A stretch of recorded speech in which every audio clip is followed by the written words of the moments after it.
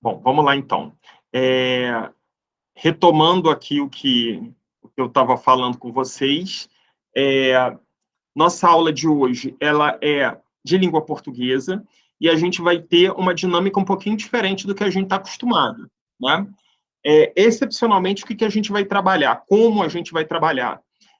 Eu vou trabalhar com questões de prova, mas não apenas com a resolução. Eu não vou trabalhar com os conteúdos. Vou trabalhar com a questão. Dentro daquela questão, se tiver algum assunto que seja interessante, eu vou puxar esse assunto para a gente poder explicar um pouquinho como funciona e a gente vai tocando assim, tá bom? Por quê? Porque a prova está próxima, a gente não tem uma quantidade de encontros muito grande, então eu quero otimizar o máximo possível esse tempo, ok? Então, vamos lá. Eu vou compartilhar aqui a tela com vocês.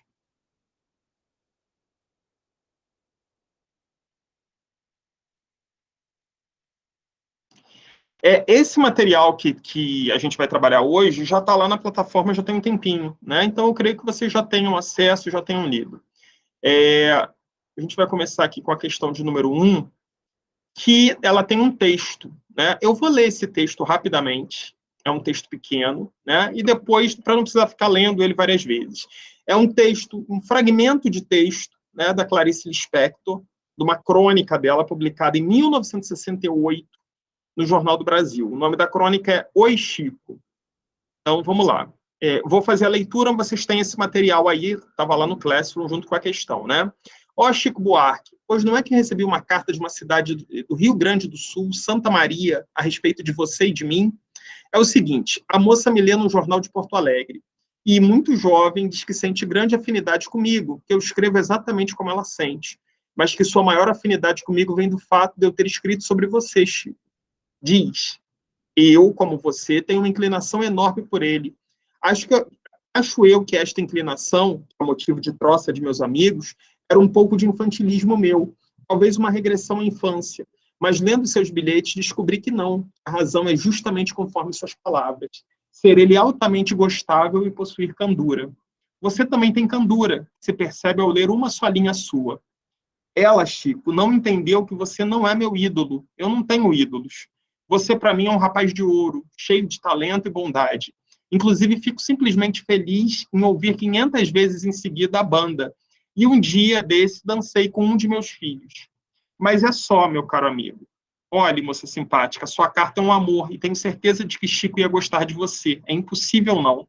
Pois se Chico tem candura e você acha que também tenho, você, minha amiguinha, é 1000 vezes mais cândida do que nós.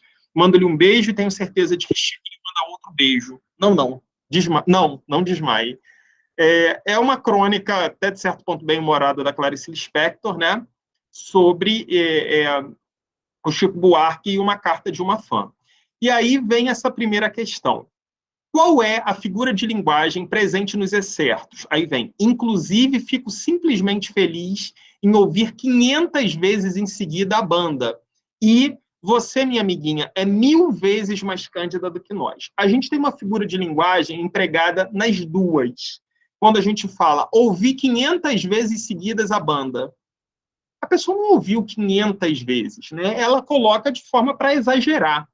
E ela também não é 1000 vezes mais cândida que nós. Isso é uma maneira de dar ênfase, né? de aumentar a percepção sobre determinada circunstância que se quer expressar por uma expressão. Então, isso é uma figura de linguagem.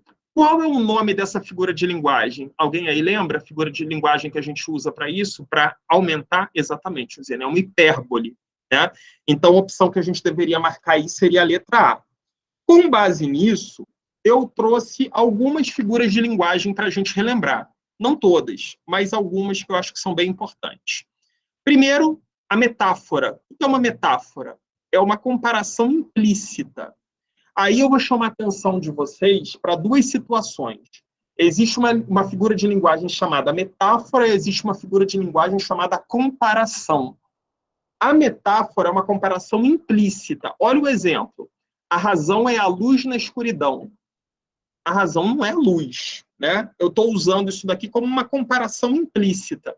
Agora, se eu escrevesse essa mesma forma, essa mesma frase, da seguinte forma, vou escrever aqui nos comentários. A razão é como a luz na escuridão. Aí eu não teria uma metáfora, eu teria uma comparação. Por quê? Porque aqui eu mostro que é uma comparação. A razão é como a luz. Eu estou comparando. Então, o nome dessa figura de linguagem é uma comparação.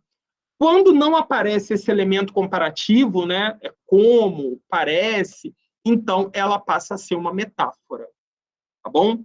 Então, essa é a diferença da metáfora para a comparação. Ficou claro aí? Eu vou.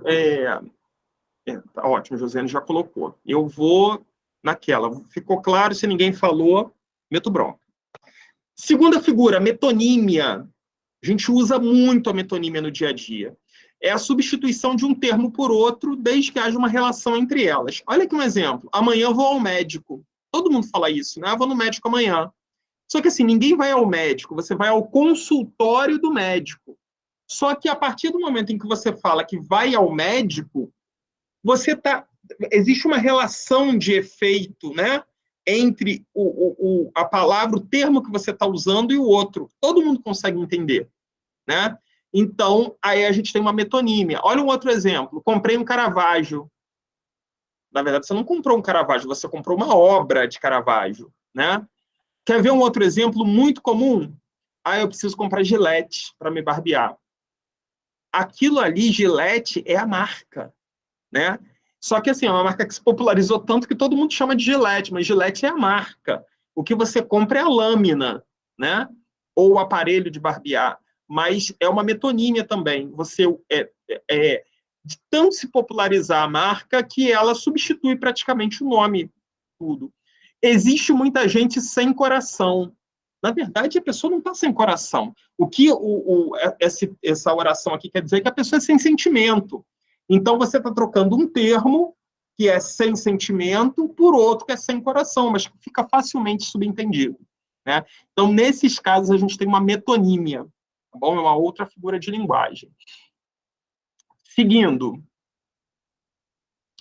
Catacrese é o emprego inadequado de um termo devido à perda do seu sentido original. É quando a gente usa um termo e ele é inadequado. Mas como ele se popularizou tanto, ele já perdeu o sentido original dele. Aqui um exemplo. A quarentena já dura 2 meses. Só que quarentena, originalmente, quer dizer 40 dias. Né? Só que já perdeu o efeito. Então, quarentena de 2 meses. Está totalmente popularizado. Isso é uma catacrese. Olha aqui um outro exemplo. Todos embarcaram no ônibus no horário certo.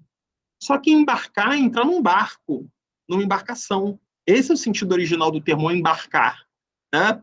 Só que todo mundo, o embarque começa às 7 horas no avião. Normal. Isso é uma catacrese, né? Esse termo ele perdeu o seu sentido original e hoje ele é popularizado. É um termo inadequado, mas que hoje é normal ser usado porque ele já perdeu o seu sentido original. Tá? Então, nesse caso, a gente tem uma catacrese, que é uma outra figura de linguagem. Um também importantíssimo, uma figura de linguagem importantíssima é a perífrase, que a gente pode ser uma perífrase ou uma antonomásia. Qual vai ser a diferença dos dois? Deixa eu primeiro explicar o que é, e depois eu vou falar quando é perífrase e quando é uma antonomásia.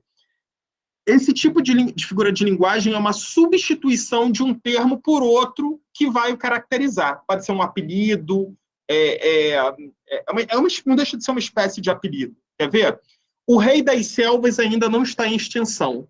Quem é o rei das selvas? O leão. Oi? O leão, o rei da selva? Não entendi. O leão, o rei da selva, o leão. Leão. Tá vendo? Eu não preciso dizer que é o leão, porque todo mundo sabe que o rei das selvas é o leão. Isso é uma perífrase. Isso é uma perífrase. Tá? É quando eu substituo um termo que todo mundo conhece por outro. Né? Quer ver um exemplo? João vai visitar a cidade maravilhosa. Aonde ele vai? Ao Rio. É subentendido. Né? É um apelido, é como se fosse um apelido mesmo. Tá? Então, nesses casos, a gente tem uma perífrase. Agora, olha outro exemplo que está aí. O Boca do Inferno não tinha papas na língua. Esse daí o pessoal vai ter que saber literatura, né? Vamos lembrar as aulas de literatura aí. Quem era o Boca do Inferno? Alguém lembra? Ih, pessoal, faltou aula de literatura. Boca do Inferno era Gregório de Matos, né? Era um grande autor, ainda português, um dos maiores nomes da língua portuguesa, né? Era chamado de Boca do Inferno. O Boca do Inferno não tinha papas na língua. Aqui eu estou substituindo o apelido, digamos assim, que Gregório de Matos tinha, e fica facilmente subentendido. Vou dar um que todo mundo vai entender. O rei do futebol comemorou 80 anos. De quem que eu estou falando? Pelé. Pelé. Nesse caso, eu tenho uma antonomásia. Eu não tenho uma perífrase, eu tenho uma antonomásia. Qual é a diferença? Antonomásia vai se referir a pessoas e a perífrase a coisas ou animais. Tá? Então, sempre que eu tenho esse apelido de pessoas, eu tenho uma antonomásia. Né? Alguém sabe citar uma outra antonomásia aí? Eu estou tentando puxar aqui de cabeça, eu não estou me lembrando. Deixa eu ver aí, antonomásia. Eu ia falar uma, mas não posso. Branca. Não Oi? Cabeça branca, CM. Ah, sim. Que o pessoal está brincando agora com o príncipe de Wakanda, né? Porque ele... a gente podia falar entre vários outros. Quer ver? Não entendam como... Não vou falar não, porque é feio. O jumento Enfim, da presidência. Hã? O jumento na presidência. Não entendi. O jumento da presidência. Eu não vou falar isso porque não me cabe falar isso agora porque eu estou dando aula, né? Fora eu posso até comentar, mas agora vou dar um exemplo apolítico para não ter nenhum tipo de problema. Mas deu para entender, então, o que é antonomásia, né? Quando eu tenho esse, digamos, apelido de pessoas e quando eu estou me referindo a coisas, animais, lugares, é a mesma coisa, recebe o nome de perífrase. Ficou claro? Sim. Ok.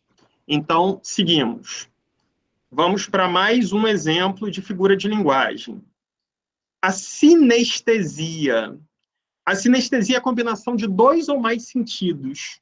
Lembre-se que a gente tem quais são os nossos 5 sentidos, né? Visão, olfato, audição, paladar e tato. Numa sinestesia, dentro de uma oração, eu vou ter 2 ou mais sentidos sendo demonstrados. Olha esse exemplo aqui. No doce caminho que percorri, ouvi cantarem os pássaros no calor da manhã. Doce, paladar. Ouvi, audição. Calor, tato. Percebam como que na mesma oração eu trabalho mais de 2 sentidos, né? Mais de um, no caso. Então, nesse caso, a gente tem uma figura de linguagem que se chama sinestesia. Isso é muito usado na poesia, né? Nas construções poéticas se usa muito a sinestesia, que é a combinação de 2 ou mais sentidos. Então, nesse caso, é só ficar atento nesses sentidos que vão indicar visão, olfato, paladar, tato. Ok? Ficou claro? Sempre vai ser acima de 2, né? Não vai ser só com... Sim, 2 ou mais. Tá? Se for 2, também é sinestesia. E, obviamente, que a hipérbole, né? Que a gente falou que a hipérbole é o exagero para simbolizar alguma coisa. A gente já viu que foi a questão. Ficou claro aí essas figuras de linguagem? Sim. Existem muitas outras, mas eu tentei trazer as mais importantes, as que mais chamam a atenção para a gente aqui, tá bom? Então, vamos lá. Questão número 1 se foi. Vamos para a questão de número 2 agora. Ô, professor, explica essa número 1 aí. Número 1, qual o número 1? Número 1. Tá a letra A, que foi. É uma hipérbole, é um exagero. Por exemplo, estou morrendo de fome. Eu não estou morrendo. Eu não estou morrendo. Literalmente morrendo. Eu não vou morrer. Né? Estou morto de cansado. Eu não morri. Eu estou exagerando para dizer que eu estou muito cansado. Isso é uma hipérbole. Entendi. Ok? Número 2. Assinale a alternativa em que o advérbio em destaque atua como um intensificador. Então, a gente vai ter que... A gente tem os advérbios aí em cada uma delas e a gente tem que ver em qual deles o advérbio está sendo usado para intensificar alguma coisa, para tornar mais intenso, maior. é o adjetivo ou substantivo que o acompanha. Então, vocês viram, conseguiram, já tentaram fazer a questão, conseguiram achar uma resposta para isso ou não? Eu não pude fazer, não. Estou acompanhando. Então, se ninguém sinalizou, vamos lá. Parece que é letra B, né? Letra B. B de bola? Sim. Ser ele altamente gostável. Quando eu digo que alguma coisa é altamente gostável, eu estou querendo intensificar o sentido que ele é muito gostável, alguma coisa que a pessoa gosta, né? Olha, isso daqui é gostável. Ou seja, uma coisa que as pessoas gostam. Se eu falar assim, não, isso daqui é altamente gostável, eu estou querendo intensificar alguma coisa? Esse fato? Altamente, assim, não seria muito, não? Ou altamente em relação a alto? Não. Aí, nesse sentido, altamente não está relacionado a alto, não. Altamente gostável não quer dizer que é uma coisa alta, né? Então, eu achei que altamente era em relação a muito. Não entendi. Você achou que altamente? Seria em relação a muito. Sim. Altamente gostável, ou seja, muito gostável. Estou intensificando? Sim. Sim. Está correta, letra B. Agora, percebam as outras. Eu escrevo exatamente como ela sente. Eu estou intensificando esse exatamente? Não, tá normal aí, né? Não, aqui eu não estou intensificando. Eu estou colocando ali, eu estou especificando. Eu não estou aumentando, eu estou especificando. Letra C. Inclusive, fico simplesmente feliz em ouvir. Simplesmente feliz eu estou intensificando? Não. Não.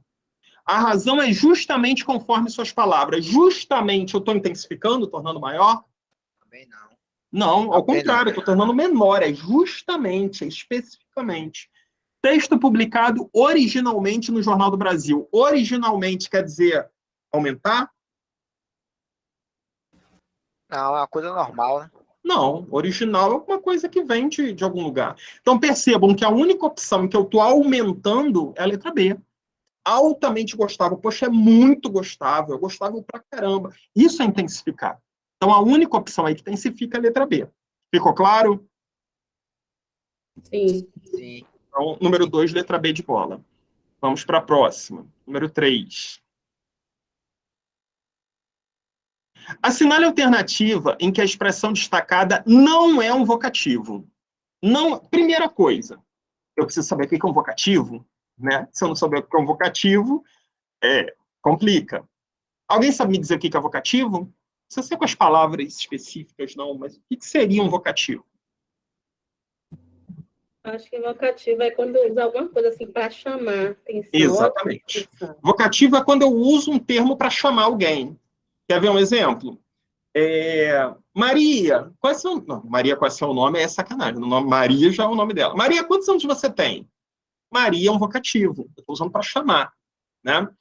A pergunta aqui é, em qual dessas alternativas, a palavra destacada, que aqui ficou difícil de destacar, né, mas aí dá para a gente saber, não é um vocativo. Então, olha só, letra A. Letra A é Chico Buarque, né? Ó, Chico Buarque, pois não é que recebi uma carta? Aqui é um vocativo?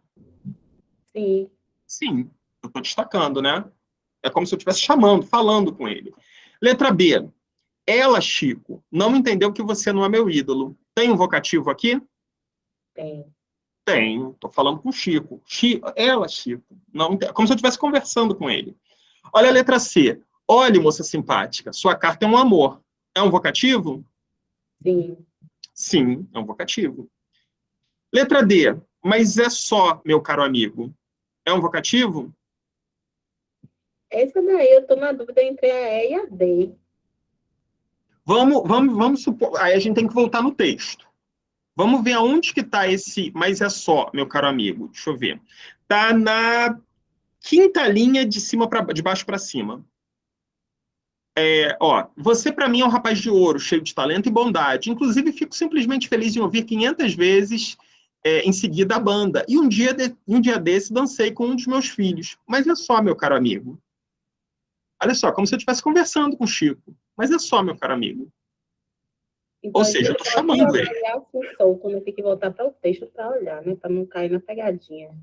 Tem que voltar ao texto. Se você não volta ao texto, você erra. Né? A questão ela é relacionada ao texto. Então, a letra D também é um vocativo. Agora, olha a letra E. Pois se Chico tem candura e você acha que também tem, você, minha amiguinha, é 1000 vezes mais cândida do que nós. Perceba que eu não estou conversando o minha amiguinha com a pessoa. Eu estou especificando quem é o você. Eu estou especificando que o você é minha amiguinha. Então, nesse caso aqui, o minha amiguinha ele não tem o sentido de vocativo, ele tem o sentido de aposto. O aposto a gente usa para explicar alguma coisa. Né? Salvador, vírgula, capital da Bahia, vírgula. É uma das maiores cidades do Brasil. O capital do Bahia é o aposto. Ele está sendo usado para explicar Salvador. Aqui é a mesma coisa. O minha amiguinha entre vírgulas está sendo usado para explicar o você. Então, a opção que deveria ser marcada é a letra E, que não é um vocativo, e sim um aposto. Ok? Ok. Ficou claro aí? Sim. Então, seguimos. Número 4. Claro. Eu acho que o número 4 já é o outro texto, né? Deixa eu ver aqui. Não, ainda não. Ainda é o mesmo texto. Sobre o excerto, achava eu que esta inclinação, que é motivo de troça de meus amigos, era um pouco de infantilismo meu. Assinale a alternativa correta. Aí vamos analisar uma por uma aqui, né? A inversão da posição canônica de sujeito e verbo confere ao excerto um maior grau de informalidade. O que é posição canônica? Alguém sabe me dizer?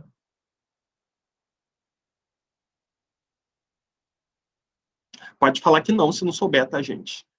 Sei não. Posição canônica é a posição normal que a gente geralmente tem de sujeito, predicado, sujeito, verbo, objeto. Qual é a posição normal que a gente escreve uma oração? É sujeito, verbo O predicado. e objeto. Não é isso? Sujeito, verbo e objeto. Objeto. Por exemplo, João gosta de banana. Sujeito João, verbo gosta, objeto banana. Agora, eu posso escrever assim, ó. Principalmente quando principalmente quando é coisas mais poéticas, né? Eu posso escrever dessa forma. De banana gosta João. Escrever a mesma coisa invertendo.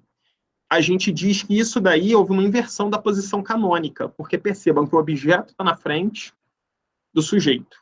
A gente inverteu a posição canônica. Em algumas vezes, a gente usa a troca da posição canônica para dar um ar mais formal, né?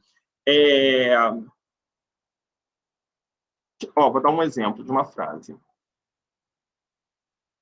Os cardeais chegaram atrasados ao encontro. Eu posso inverter a posição canônica aqui dessa frase.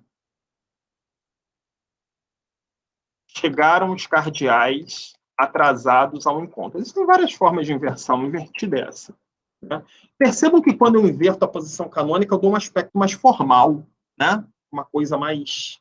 Chegaram os cardeais atrasados. Geralmente, quando a gente quer escrever de uma maneira mais empolada, geralmente em redação a gente faz isso, né? A gente inverte a posição canônica.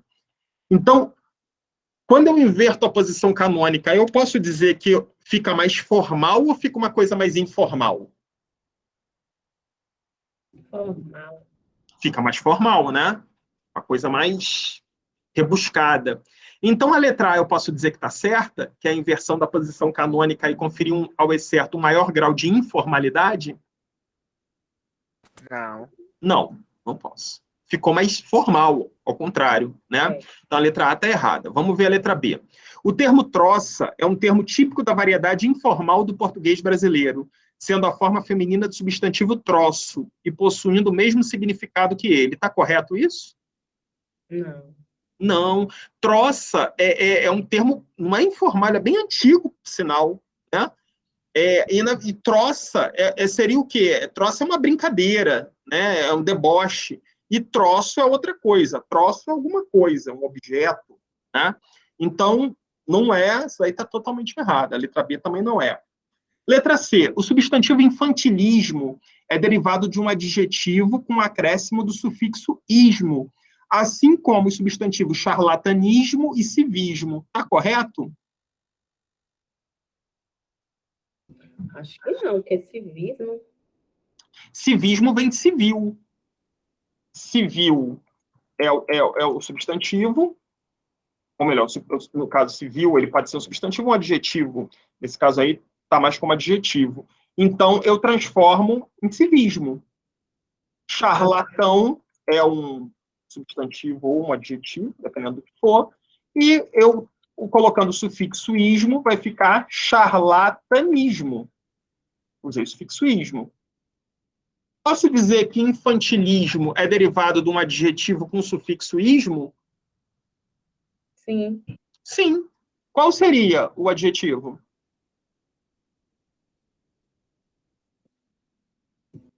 Qual o adjetivo que deu origem ao infantilismo? Infantil. Infantil. Infantil com o sufixo ismo fica infantilismo, né? Então, está correta a letra C, a opção que a gente deveria marcar. Mas vamos ver as outras duas. Os parênteses poderiam ser suprimidos sem que isso causasse mudança sintática ou semântica mais certo. Achava eu que esta inclinação, que é motivo de poça, meus amigos, era um pouco de infantilismo meu. Não, se eu tirasse o parêntese, eu precisaria colocar pontuação aí, senão eu mudaria totalmente o sentido da oração, né? Se ela fosse do jeito que está, eu mudaria o sentido. Então, não poderia tirar esse parêntese assim, não. E letra E, a oração entre parênteses completa sintaticamente o substantivo inclinação, sendo, portanto, uma oração adjetiva restritiva. Não, se ela completa sintaticamente o substantivo inclinação, ela não é restritiva, né? Achava eu que esta inclinação, que é motivo de troça de meus amigos, ela seria o quê? Ela poderia ser explicativa, né? Mas não restritiva. Então, está errada também. Ok? Ok. Então, 4, letra C. Vamos para a próxima. Número 5. A partir da leitura do texto, é correto afirmar que, aqui já é interpretação de texto, né? Ele pertence ao gênero carta do leitor, uma vez que a moça de Santa Maria, leitora de Clarice Lispector, escreve uma carta para ela. Está correto?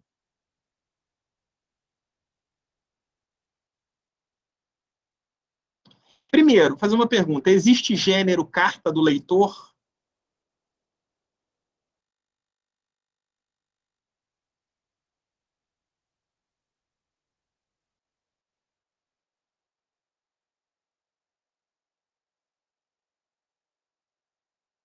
Vocês estão pensando? É o medo de errar mesmo. Não, mas ó, o medo de errar é o primeiro passo para vocês não conseguirem aprender absolutamente nada. A gente só aprende através do erro. Se você quer acertar tudo, você acerta. Algumas você vai acertar no chute e você não vai conseguir fixar os conteúdos. É preciso errar. O erro, ele é altamente pedagógico. Quando você erra, você descobre por que errou. E aí você fixa muito melhor. Um dos maiores problemas da gente não conseguir ter sucesso em concurso e tudo é o medo de errar. O medo paralisa. O medo paralisa. E aí vocês ficam paralisados para fazer um concurso. Dançou bonito, né? Eu adorava ver o pessoal com medo quando eu ia fazer prova de concurso. Adorava. O medo paralisa. A pessoa pode saber tudo, mas no medo ela se ferra. Então, não, o gênero não é uma carta de eleitor, né? O gênero aqui é uma crônica. Isso é uma crônica de Clarice Lispector, né? Então, não é, a letra A não é correta. Letra B. Nele predomina a função referencial da linguagem, centrada no assunto, como pode ser comprovado pelo fato de ter sido produzido por uma escritora de literatura. Não está dizendo lé com cré ali, né? Por quê? Não está centrado no assunto, está centrado num diálogo, né? E não tem nada a ver com ser produzido por uma escritora de literatura. Tem sentido nenhum. C. Tanto a moça de Santa Maria quanto Clarice têm uma inclinação idolátrica por Chico Buarque. É correto isso? Está no texto. O texto, a própria Clarice fala, né? não, eu não idolatro Chico Buarque. Enquanto Sim, né? a Santa Maria, a leitora, idolatra, ela diz que não. Está errado. A própria Clarice Lispector no texto é aquilo. Meu Deus, Se vocês não voltarem no texto, eu vocês errei. erram. Ela fala aqui. Você está errado. Letra D. Ele possui 3 interlocutores, sendo 2 explícitos, Chico Buarque e a moça de Santa Maria. O que é interlocutor? É a pessoa com a qual eu falo. No texto, a gente consegue perceber esse diálogo da Clarice com Chico Buarque e com a moça de Santa Maria?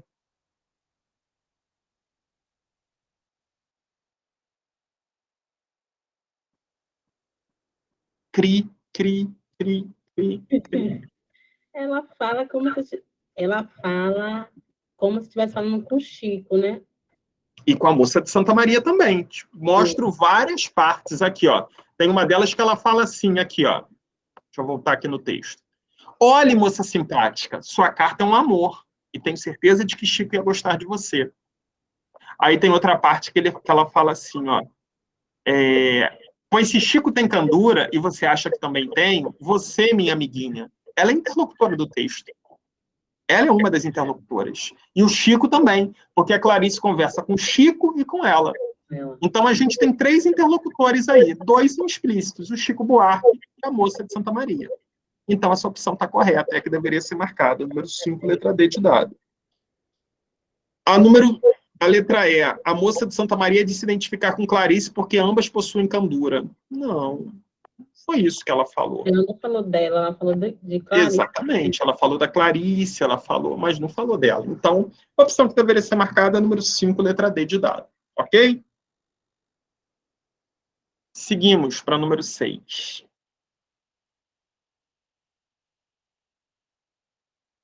Assinale. Deixa eu ver se essa daqui já tem o texto novo. Tem, essa tem um texto novo. E é um texto meio grandinho, né?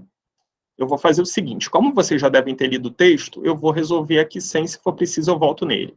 Assinale a alternativa em que a palavra, entre parênteses, não substitui adequadamente aquela em destaque. Não substitui. Então, vamos lá. Letra A. Nunca vamos dedicar muita energia para alcançá-lo. Se eu substituir o dedicar por gastar, nunca vamos gastar muita energia para alcançá-lo. Está correto?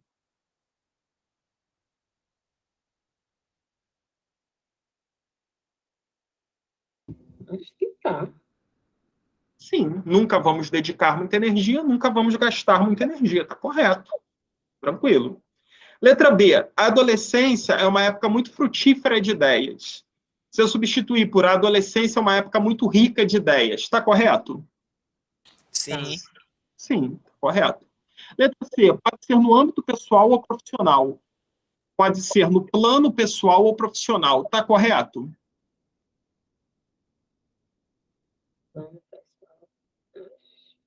Tá. Tá. No âmbito pessoal, no plano pessoal. Está correto. Letra D. Imaginar a si mesmo no futuro. Imaginar a si próprio no futuro. Está correto? Sim. Sim. E letra E. Vejamos algumas dicas práticas. Vejamos algumas dicas boas. Está correto? Prática e boa. Tá. É diferente, né? Nem tudo que é prático é bom. É. Eu posso te dar uma dica prática, mas pode ser que ela não seja boa. Boa. Concorda? Sim. Uma coisa boa não necessariamente é uma coisa prática. Ela pode ser boa, mas pode não ser prática, e vice-versa.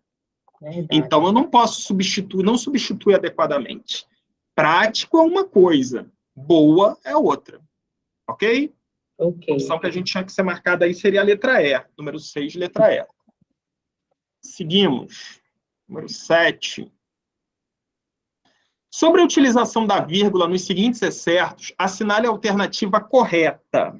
Então, vamos lá. Letra A. Ô, Alexandre, essa banca usa muito esse excertos. Esse excerto significa parte de texto.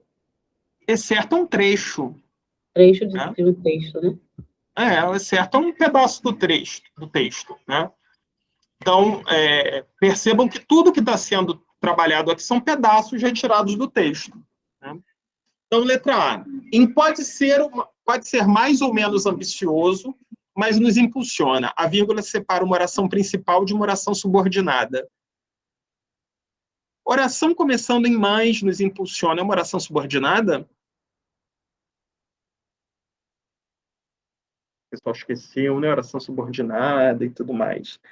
Ela não é subordinada, não. Isso é uma oração, percebam que ela começa com uma conjunção. Então, ela é uma oração coordenada, ela não é subordinada. Ok? Então, a letra A está errada. Percebam que ela começa com oração, com a conjunção mães. Ela é uma oração coordenada. Tá? Letra B. Em já uma fantasia é algo que vive em nossa mente, que gostamos de imaginar. A vírgula poderia ser omitida sem que isso causasse prejuízo sintático ao excerto. Vamos tirar a vírgula, então.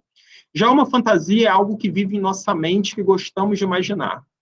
Percebam aqui, se eu tiro a vírgula, esse que gostamos de imaginar parece que está fazendo referência à mente. Já uma fantasia é algo que vive em nossa mente, que gostamos de imaginar. Parece que o gostamos de imaginar é a mente. Só que esse gostamos de imaginar está fazendo referência à fantasia. Então, percebam que se eu tiro a vírgula, eu mudo totalmente o sentido. Ok? Então, essa daí também é falsa. Letra C. Em talvez tenham ficado um pouco desatualizadas ou simplesmente sejam impossíveis de alcançar. O uso da vírgula é obrigatório.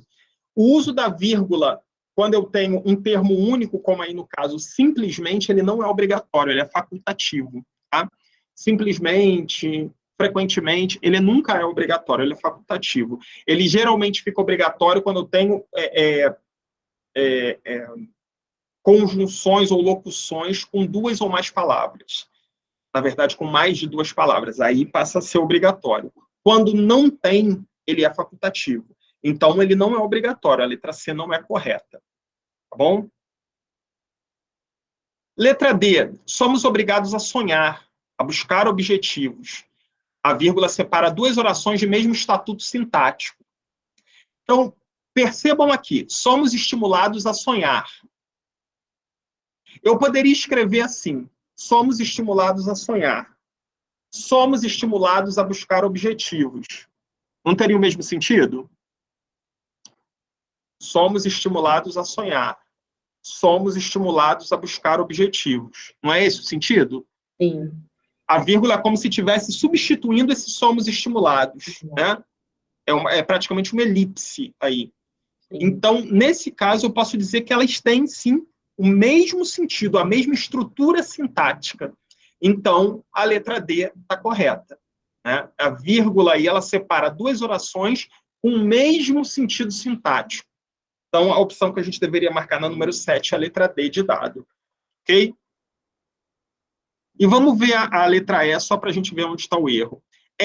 Nos alivia da pressão de conseguir essas últimas, das quais não necessitamos, a vírgula indica que a oração adjetiva é restritiva, não explicativa. Não. Ela é explicativa e não restritiva. Tá? É justamente ao contrário. Ela está explicando o sentido do adjetivo, do termo com sentido de adjetivo anterior.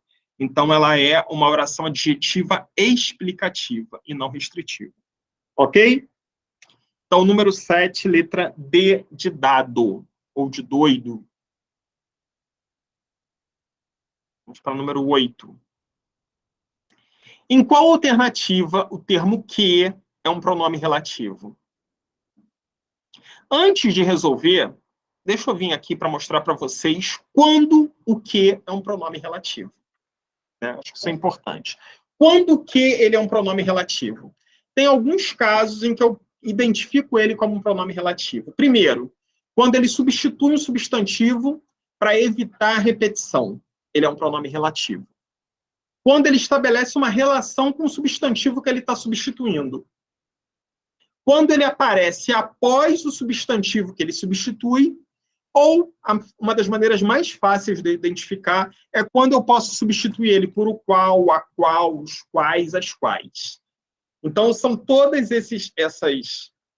nessas situações, eu consigo identificar o que como um pronome relativo. Então, vamos voltar aqui agora. Aonde eu tenho aqui um pronome relativo? Podemos tirar conclusões que nos ajudem a aterrissar na realidade. Podemos tirar conclusões e essas conclusões nos ajudem a aterrissar na realidade. Podemos tirar conclusões as quais nos ajudem a aterrissar na realidade. Não tem sentido? Sim. Não é a mesma coisa? É. Então, o que é um pronome relativo aí? Percebam que esse que, na verdade, ele foi colocado aí para evitar que eu precise ficar repetindo conclusões. Podemos tirar conclusões e estas conclusões nos ajudem a aterrissar na realidade. Ou podemos tirar conclusões as quais nos ajudem a aterrissar na realidade. O que tem a função de pronome relativo. Ok? Então, número 8, letra A. Agora, vamos ver por que as outras não são. Letra B, sabemos que nunca vamos dedicar muita energia. Sabemos os quais, o qual, nunca vamos. Sabemos. Está substituindo alguém? Não está. Né? Olha o C. Mesmo que seja um personagem de ficção, mesmo o qual seja, não está. Percebam que ele não está acompanhando um nome. No primeiro, ele acompanhava um verbo, sabemos. No segundo, ele já está acompanhando um advérbio mesmo. Né?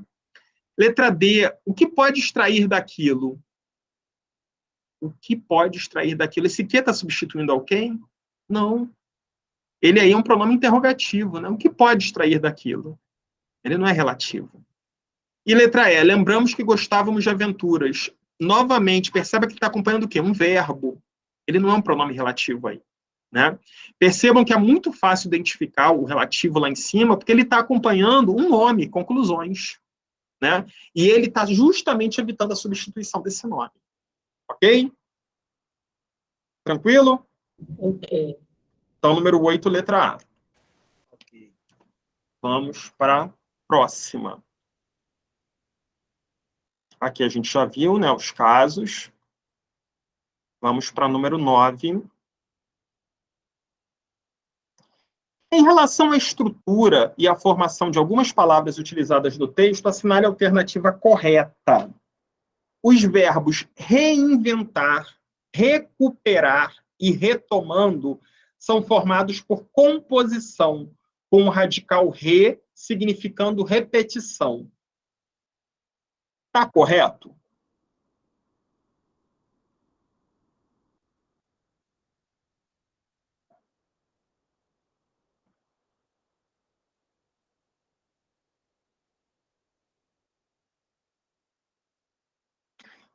Vamos lá. Primeiro, composição é quando eu junto duas palavras e formo uma nova. Quando eu coloco o radical re na frente, eu não estou formando por composição, eu estou formando por prefixação. Então já está errado. Reinventar é o prefixo de inventar, é uma formação por prefixação. Né? Era o verbo inventar, eu botei o re na frente, ficou reinventar. Agora, recuperar era o quê? Recuperar? Não existe. Aí nem prefixação é. Né? Então, primeiro, que não é composição, e segundo, nem todos aí são formados por prefixação. Então, a letra A está errada. Ok? Letra B, a palavra contratempo é formada a partir da junção de um sufixo a um radical. Está correto?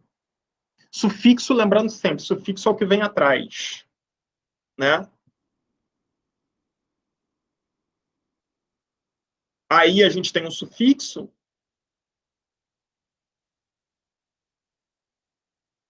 Se for sufixo, tem que ser tempo. Tempo é sufixo? Não, né? Não. Aí eu tenho prefixo, que é o contra. Contra-argumentar, contra-ataque, contra-cheque, contratempo. Né? Então não é um sufixo, é um prefixo. É só lembrar, gente. Prefixo é o que vem na frente. Lembra do... qual é o prefixo da Bahia? O DDD, é o 71. É o prefixo, por quê? Porque ele vem antes do número. Prefixo é isso. Tá? Então, sufixo é o que vem depois. Então, aí não é um sufixo, é um prefixo. Tá? Então, está errado também. Letra C. Tanto desatualizados quanto impossíveis possuem um prefixo com sentido de negação. Desatualizar está negando alguma coisa? E impossível está negando alguma coisa? Vamos lá. Desatualizar. O que é desatualizar? Estava no sentido de negação mesmo. É uma negação. Desatualizar é uma negação. Eu estou negando a atualização. Né? Ele não está atualizado. E impossível é uma negação? Porque não é possível, né? Exatamente, não é possível, é uma negação. Então, os dois têm um prefixo, sim, que é o des, do desatualizado, é um prefixo, e o in, do possível, que é também um prefixo de negação. Então, a letra C é a opção correta que deveria ser marcada. Ok? Vamos ver as outras. Letra D. As palavras simplesmente e atraente são formadas por um radical sufixo ente. Está correto? A gente já sabe que não está, né? Porque a opção correta é a letra C. Mas por que não está? Atraente, tudo bem, que você pode falar, é o ente. Mas o de simples não é o ente, é o mente. Né? É o mente. São prefixos diferentes, são sufixos diferentes. Tá? E letra E, na palavra aterrissar, o prefixo a possui sentido de negação ou privação, como em anemia. Está correto isso? Não. A anemia, sim, é falta de sangue, anêmico. Agora, o A do aterrissar não tem o sentido de negação. Tá? É um outro sentido. Então, a opção correta seria a letra C. É só você lembrar. O que é aterrissar? Aterrissar é chegar na Terra. Né? Então, o A não está negando a Terra. Pela lógica, você resolveria. Então, número 9, letra C. E nossa última questão. Sobre Q e C nos excertos a seguir, assinale a alternativa correta. Então, vamos lá. Em Como se queríamos ser astronautas, C indica que o sujeito é indeterminado. Ora, como é que o sujeito pode ser indeterminado se queríamos? Queríamos, qual é o sujeito? Nós. Oi? Nós queríamos, ele não é indeterminado, está bem claro aí. Né? Letra B, em ou se tornar diretor de cinema em Hollywood, o C faz parte de um verbo pronominal. O que é um verbo pronominal? É aquele verbo que vem acompanhado sempre dessa partícula, desse pronome C. Né? Quer ver um verbo que é sempre pronominal? Sempre não, né? Mas que na maioria das vezes ele é pronominal, é o verbo reflexivo pentear-se. Eu penteio-me, tu te penteias, ele se penteia. Isso é pronominal. Aqui o verbo é tornar. Esse ser faz parte do verbo tornar-se?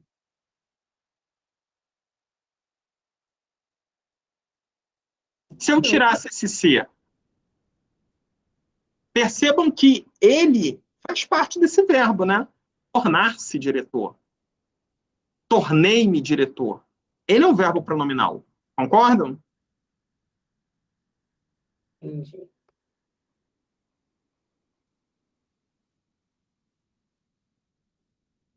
Cri, cri, cri, cri, cri. Como o grilo está gritando. Gente, fica difícil se vocês falarem que não entenderam, ou então... Não entendi não, professor. Então tem que falar, gente. Porque senão eu vou passar a gravar as aulas, que aí eu gravo num momento mais tranquilo. Né? O objetivo da aula online é tirar a dúvida. Se vocês não falam quando tem dúvida, eu vou passar a gravar as aulas. Que a gente já tem um número pequeno de alunos, são 6 alunos online, né? Então, assim, eu faço a aula ao vivo justamente para que vocês possam tirar dúvida. Se vocês estão com dúvida e não conseguem perguntar para tirar dúvida, eu vou passar a gravar, porque aí fica mais cômodo. Eu gravo 5, 6 aulas e disparo para vocês, tá bom? Estou falando isso para o bem de vocês, tá? Perceba que o verbo aqui é um verbo pronominal, tornar-se. Eu me torno, tu te tornas, ele se torna. Verbo pronominal é isso. Ele vai estar sempre acompanhado dessa partículazinha que é o pronome. Aqui é o se porque ele está na terceira pessoa. Se fosse eu, ficaria assim, ó. Ou me tornar diretor de cinema. Me. Percebam que ele está se referindo a quê? A primeira pessoa. É um pronome. Esse verbo é pronominal, é o verbo tornar-se. Ok? Ok. Ótimo. Então, a letra B a gente já sabe que é a letra correta, né? Mas vamos ver as outras. Em pensar naquilo que não queremos, que é uma partícula de realce. O que é partícula de realce? É a partícula que está ali só para enfeitar.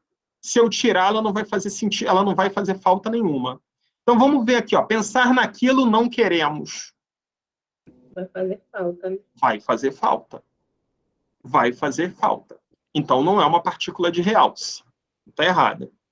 Letra D. Em definir objetos que nos animem, que é uma conjunção integrante que introduz o complemento de objetivos. Vamos ver. Definir objetos que nos animem. Definir objetos os quais nos animem. Percebam ele juntinho do substantivo. Isso é o quê? Qual é a classificação do quê? A gente viu ainda agora. Realce? Não. Realce é quando tira.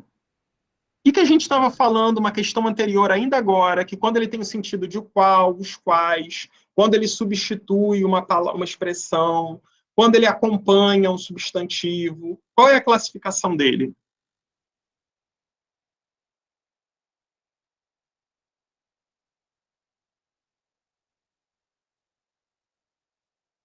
Vou prescrever ginkgo biloba para vocês. Ginkgo biloba é bom para a memória. Eu vou voltar. Precisando mesmo. Oi? Eu dei um branco. Precisando mesmo. Eu lembro disso de pelos quais, agora não estou lembrado. Eu vou voltar para ver se o pessoal nome. vai ver.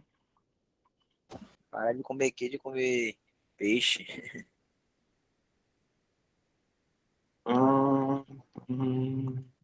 Faço questão. Não, vamos voltar. Relativo, será? Relativo? É o nome relativo? Ué, gente, cadê essa questão agora? Sumiu? É relativo, não, né? Não, calma aí, agora eu tenho que chegar lá. Agora a questão de cadê essa questão, Jesus? Ah, calma aí, deixa eu procurar ela aqui. Número 8, estava na minha frente, era uma anterior.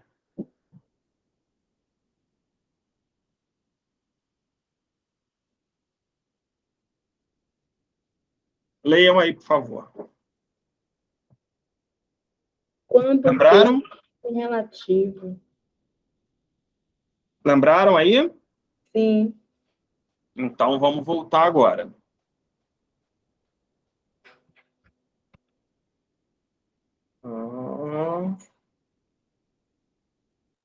Na letra D, em definir objetos que nos animem, definir objetos os quais nos animem, definir objetos e esses objetos nos animem. Esse que aqui tem função de quê?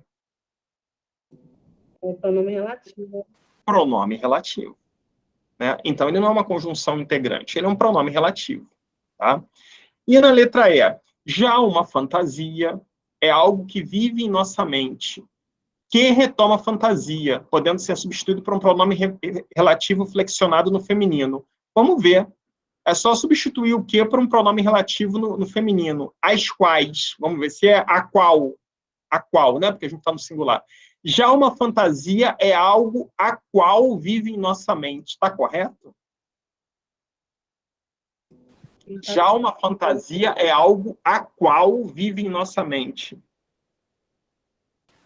Ela não está concordando. Oi? Não está concordando, né? Não é nem concordando, está sem sentido, né? Está totalmente sem sentido. Mas por que está sem sentido? Porque isso aí não é um pronome relativo. Né? Isso daí sim é uma conjunção integrante, não é um pronome relativo. Ok? Então, o pronome relativo a gente substitui e tem que ter sentido. Como em cima, ó, definir objetivos os quais nos animem. Não tem sentido aí? Sim. Então, é isso. Então, a letra E está errada. A única opção correta aí é a letra B de bola. Né? Ou se tornar diretor, ou se tornar diretor de cinema em Hollywood. O C é um pronome, faz parte de um verbo pronominal, que é o verbo tornar-se. Né? verbo tornar-se, por isso que é pronominal. Ok? Então, retomando aqui as opções, encerramos aqui.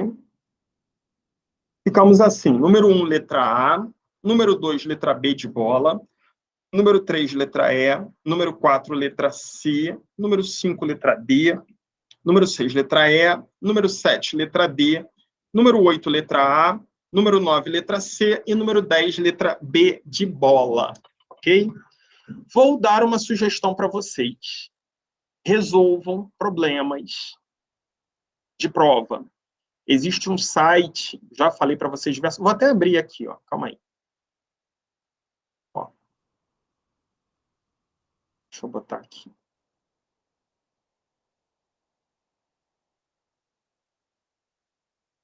Como é que vai abrir? Apareceu aí para vocês o Google, né? Apareceu. Aí, ó, a gente vai lá na pciconcursos.com.br. pciconcursos.com.br. A PCI é um site totalmente gratuito. Totalmente gratuito. Aí vocês estão vendo o menu aqui em cima, ó. 187.162 provas. Clica aqui. Aí aqui, ó, você escolhe por organizadora, por prova. Vocês vão fazer prova para assistente de administração, né? Coloca aqui na busca, ó, assistente. Buscar, pesquisar. Aí olha a quantidade de... Cada um desses aqui é uma prova.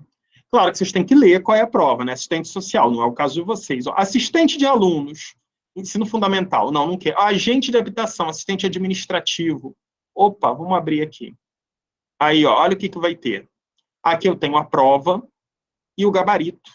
Quando eu clico aqui, ó, não vai aparecer para vocês porque abriu em outra página para mim, né? Mas na hora ela vai abrir a prova. E aí vocês podem fazer. Bom, deixa eu até compartilhar aqui, ó. Por que eu estou falando isso? É fundamental que vocês façam prova. É fundamental que vocês façam exercício. Porque senão vocês vão travar. Como travaram aqui, né? É preciso fazer. Então, façam o máximo possível. O máximo possível. Aqui, ó, a prova aberta. Tá vendo? Aí tem aqui, foi a prova. Tá todinho aqui, ó, as questões. Aí você vai, obviamente, você tem que ver se vai cair. Não adianta sair fazendo a prova. Tem que ver se a matéria é sua, né?